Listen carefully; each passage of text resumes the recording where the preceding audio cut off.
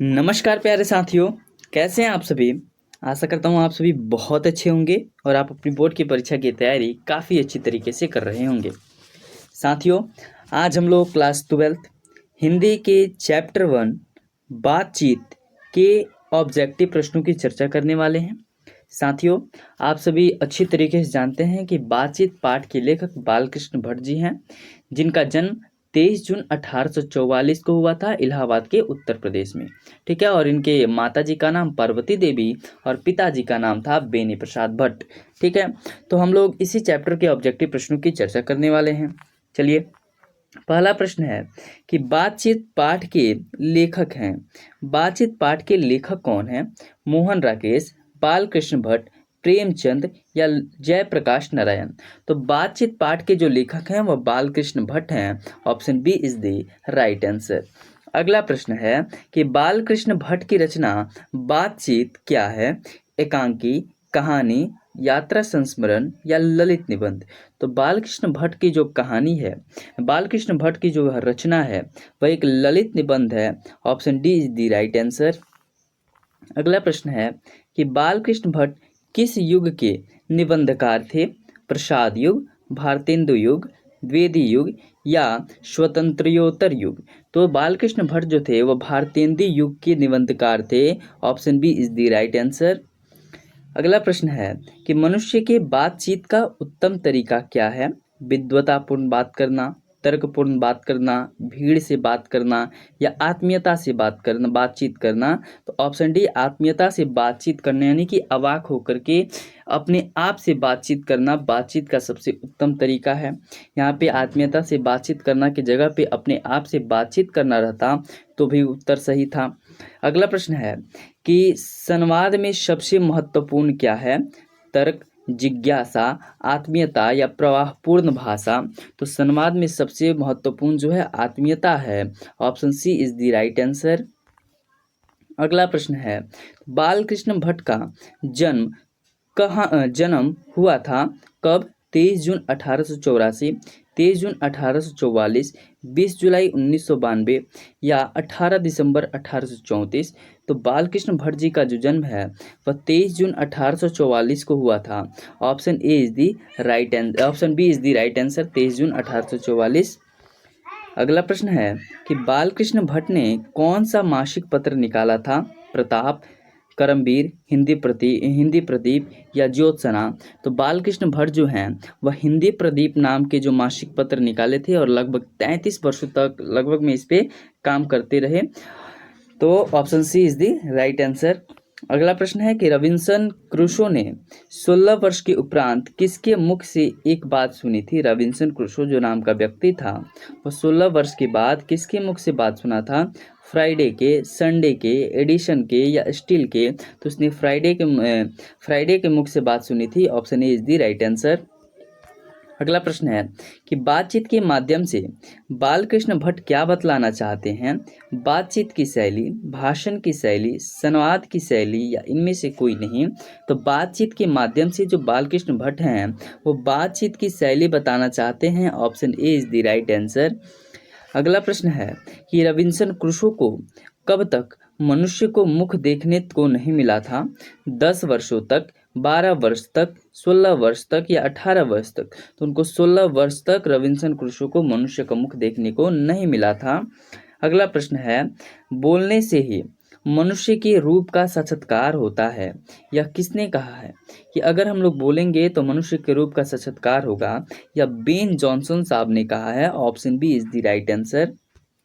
अगला प्रश्न है कि असल बातचीत सिर्फ 2 व्यक्तियों में ही हो सकती है, यह किसका मत है? एडिसन, बेन जॉनसन, मिल्टन या स्पेंसर। तो यह एडिसन जी ने कहा है। Option A is the right answer. अगला प्रश्न है कि एडिसन के अनुसार असल बातचीत कितने लोगों के बीच हो सकती है? 2, 3, 4, 5। तो एडिसन के अनुसार जो असल बातचीत है वह 2 लोगों के बीच हो सकती है। Option A is the right answer. अगला प्रश्न है किसके न होने से सृष्टि गूंगी प्रतीत होती? श्रवण शक्ति, वाक शक्ति, दृश्य शक्ति या स्मरण शक्ति। तो अगर वाक शक्ति ना होती ना, बोलने की शक्ति ना होती, एक दूसरे से बात करने की शक्ति ना होती, तो यह जो सारा संसार है वह गूंगा प्रतीत होता। अगला प्रश्न है, आर्ट ऑफ कन्वर्सेशन कहाँ के लोगों में सर्वाधिक प्रचलित है? अफ्रीका के, भारत के, यूरोप के या कनाडा के? तो आर्ट ऑफ कन्वर्सेशन है वह बातचीत की एक शैली है जो कि यूरोप के लोगों में बहुत ही अधिक प्रचलित है। Option C is the right answer. अगला प्रश्न है, बालकृष्ण भट्ट किस काल के रचनाकार हैं? आदि काल, भक्ति काल, रीति काल या आधुनिक काल? तो बालकृष्ण भट्ट जी जो हैं वह आधुनिक काल के रचनाकार हैं। Option D is the right answer. अगला प्रश्न है, बातचीत के जरिए भाप बनकर के क्या बाहर निकल जाता है? तो यह थोड़ा क्वेश्चन में एरर है, तो इसका आंसर मवाद या धुआं होगा। बातचीत, जब हम लोग एक दूसरे से बातचीत करते हैं तो वह मवाद और धुआं बन करके हमारे अंदर की जो भी परेशानियां होती हैं वह भाप बन करके निकल जाती हैं। ठीक है। अगला प्रश्न है कि दमयंती स्वयंवर किस लेखक की रचना है? चंद्रधर शर्मा गुलेरी, मलयज, बालकृष्ण भट्ट या भगत सिंह? तो यह बालकृष्ण भट्ट जी की रचना है। Option C is the right answer. अगला प्रश्न है, बातचीत शीर्षक निबंध के अनुसार रस का समुद्र किनकी बातचीत में उमड़ा चला जाता है?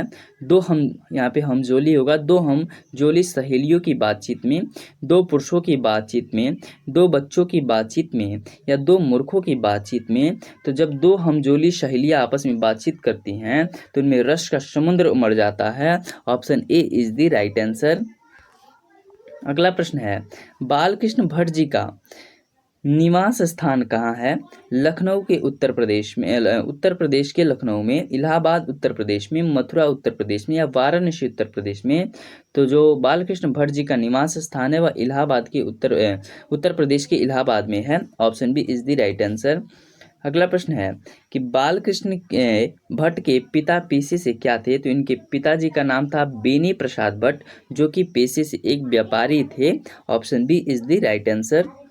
अगला प्रश्न है कि भट्ट जी ने हिंदी प्रदीप का संचालन कितने वर्ष किया था?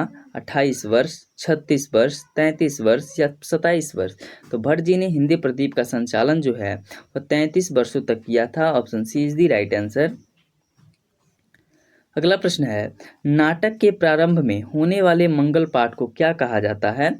भजन, नांदी पाठ, मंगलाचरण या आरती? तो नाटक के प्रारंभ में होने वाले मंगल पाठ को नांदी पाठ कहते हैं। Option B is the right answer. अगला प्रश्न है, बालकृष्ण भट्ट के पिता का क्या नाम था? देनी प्रसाद भट्ट, बेनी प्रसाद भट्ट, टेनी प्रसाद भट्ट या सैनी प्रसाद भट्ट? तो बालकृष्ण भट्ट के पिता जी का नाम था Beni Prasad Bhatt. Option B is the right answer, जो कि पेशे से व्यापारी थे।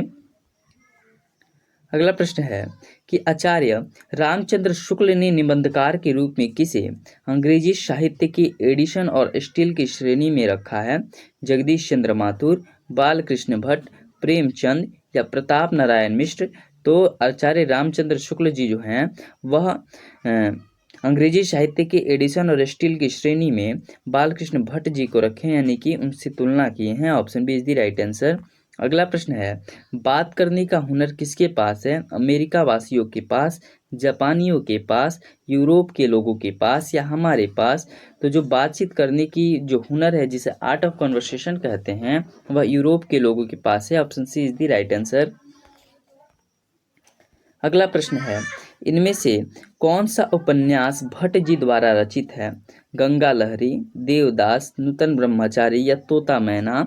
तो बालकृष्ण भट्ट जी के द्वारा जो नूतन ब्रह्मचारी है वह रचित है। Option C is the right answer. अगला प्रश्न है कि संवाद में सबसे महत्वपूर्ण क्या है? तर्क, जिज्ञासा, आत्मीयता तथा प्रवाहपूर्ण भाषा? तो संवाद में सबसे महत्वपूर्ण जो है आत्मीयता है।